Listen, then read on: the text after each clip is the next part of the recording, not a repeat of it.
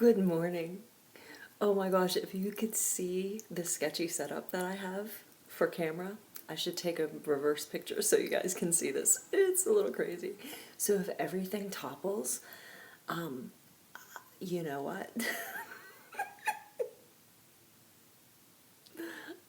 Go low, humble is the way to go. Good morning.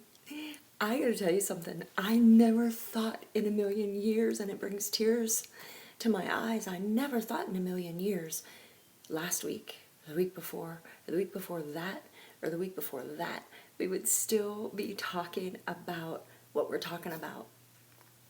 And that is getting through to the other side. And honestly, getting through to the other side is one thing, but on the other side, there's still more. There's still more. Every day, there's still more.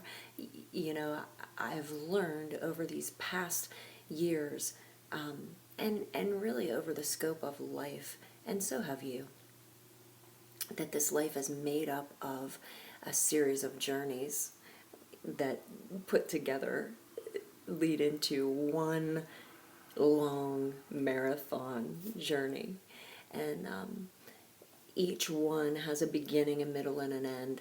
And every time we see something coming, we're like, no!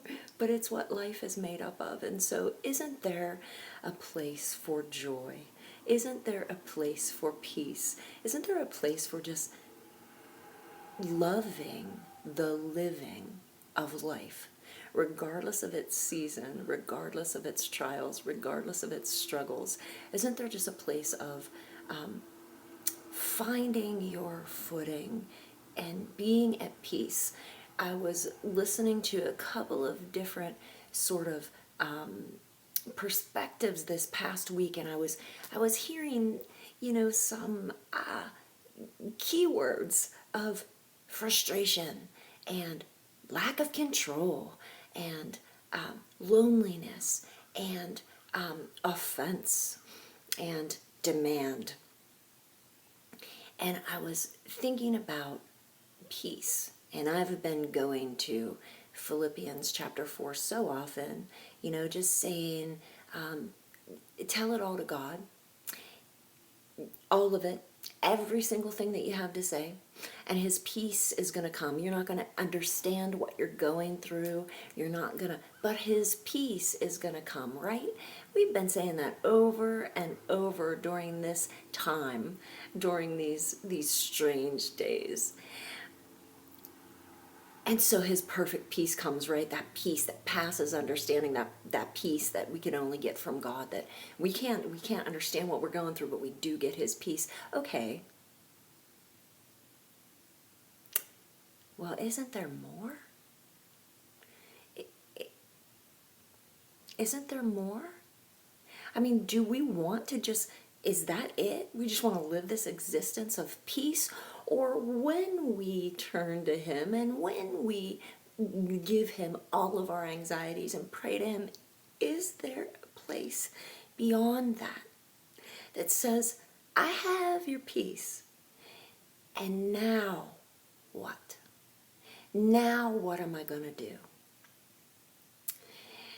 Shouldn't we be quick to confess our struggles and our sin to him and to one another? Shouldn't we be quick to look for who we could serve, not who we could lash out at? Shouldn't we be quick to step up, surge up for the rights of others and not so much for our own rights? Shouldn't we be quick to see who is in need and move there? Who needs you today? Who needs a word of encouragement from you today? Who needs the big stuff? Who needs to be healed today? Can you pray for them and trust God that he can do it? Because you can't, but he can. Who needs food? The simple things. Who needs a hello? How are you? Who needs a smile? Who needs a thank you? Who needs a God bless you? in our peace, in our ever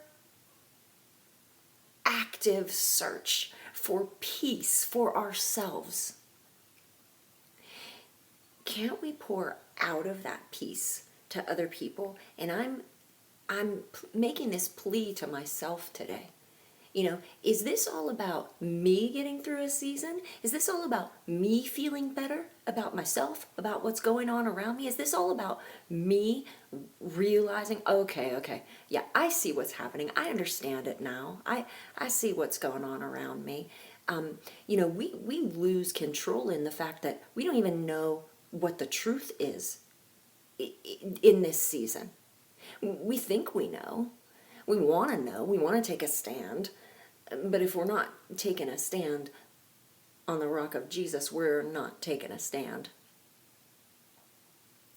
It's pointless to take any sort of a political stand in this season. But the cool thing that I have seen is, during hard times make a strong man. My buddy, who's not my buddy, but he is my favorite Moto X guy, Brian Deegan, pointed that out this morning. That hard times make a strong man. And so if I'm becoming a strong man, what am I going to do with that? What am I going to do with that? Am I going to just suck into myself and say, I want peace? Or am I going to look out for who I can serve today, who I can help today, who I can speak to today, who I can love today? And what he says, hard times make a strong man. He referred to a book, so check out Brian Deegan's Instagram feed, and you can find that book. I haven't read it, so I can't speak on behalf of it, but I do think Brian Deegan is one of the most cool people outside of Haley Deegan, who is his daughter. She blows my mind. Guys, it goes right along with, and then I'm going to let you go on to your day.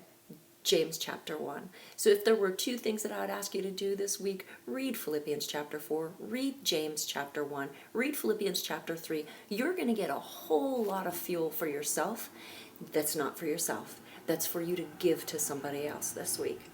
Consider it pure joy, my brothers and sisters, whenever you face trials of many kinds, because you know that the testing of your faith produces perseverance.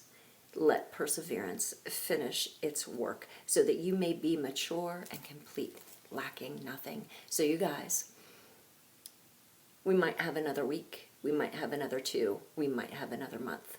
Hold tight, because hard times make strong men, and strong men don't keep it to themselves. Strong men and girls, we take our strength and we give it away to other people who need it. So who needs you this week? Who needs you this day? Look for that person.